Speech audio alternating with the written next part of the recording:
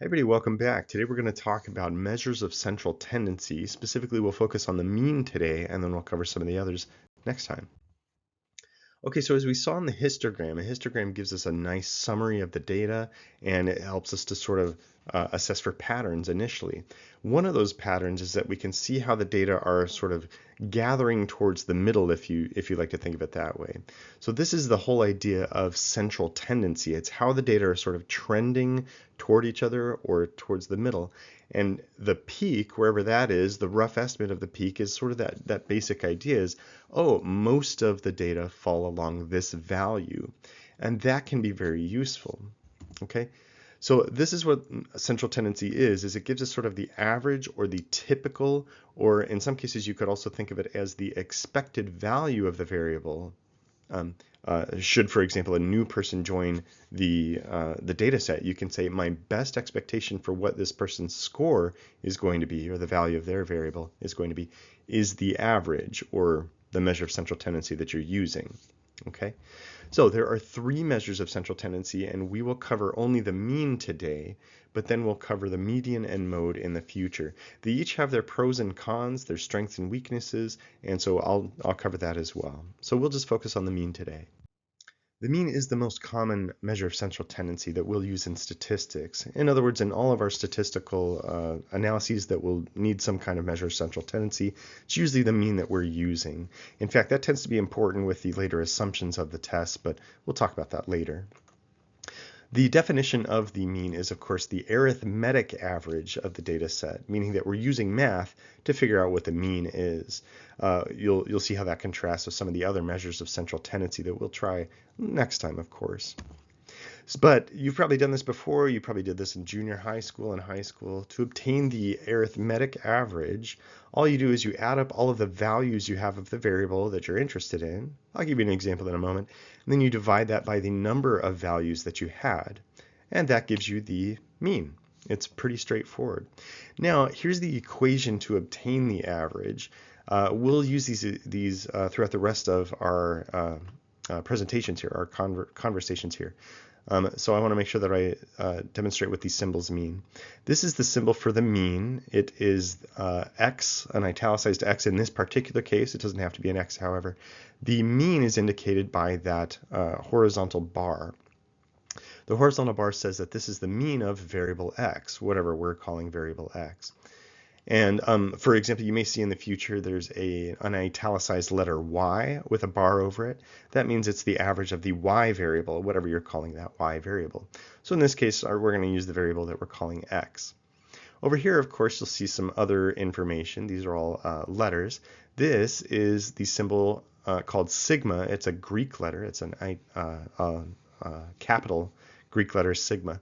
It's just telling you to sum up whatever's next to it, add up all the values of whatever's next to it, or add up whatever's next to it is what it's saying. In this particular case, this is x, so it says add up all of the x variables, or the values of the x variable, and in this particular case, the I, this lowercase italicized I, says do this for every instance you have of an x variable. So it's really just saying add up all of the values of x. Pretty straightforward. And then n, a capital italicized n in statistics means the total number of times that you have an observation of your variable. So it's just the count of how many people who are in your group if it's people that you're measuring, for example.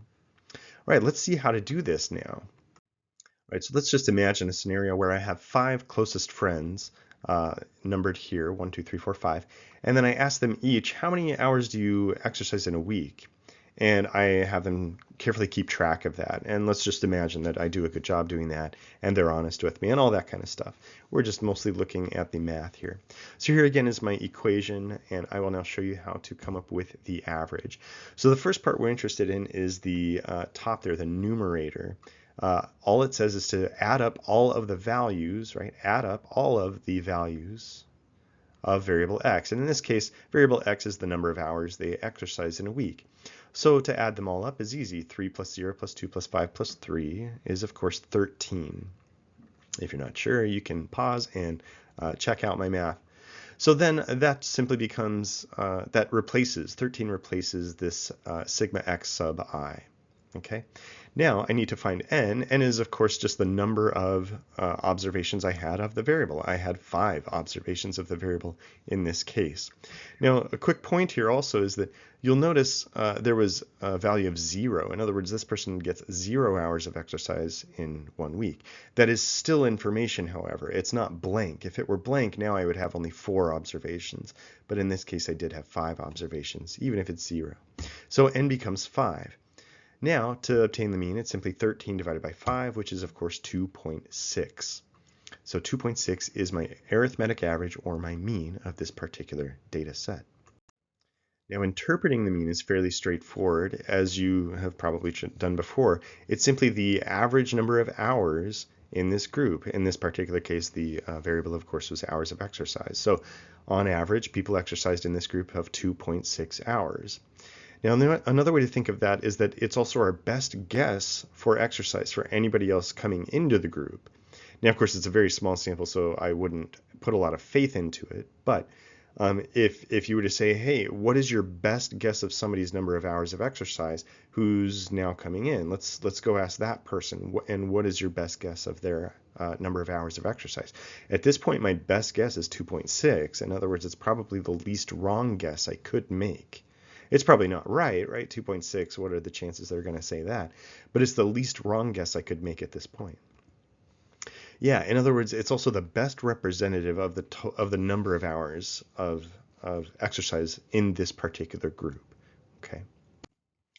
Okay, and so just to wrap up what we've done here, central tendency is, of course, concerned with the patterns within a data set, specifically what is sort of the central or average or typical or even expected value of a variable. So as we've seen there. Okay, yeah, the mean is specifically the arithmetic average of the data. And it is the most common, however, it is not necessarily flawless. There are a lot of issues with the mean, especially when we have irregular patterns to our data set. So I'll talk about that a little bit more next time, but we'll stop it right there at the present. So thank you very much, and I'll see you next time.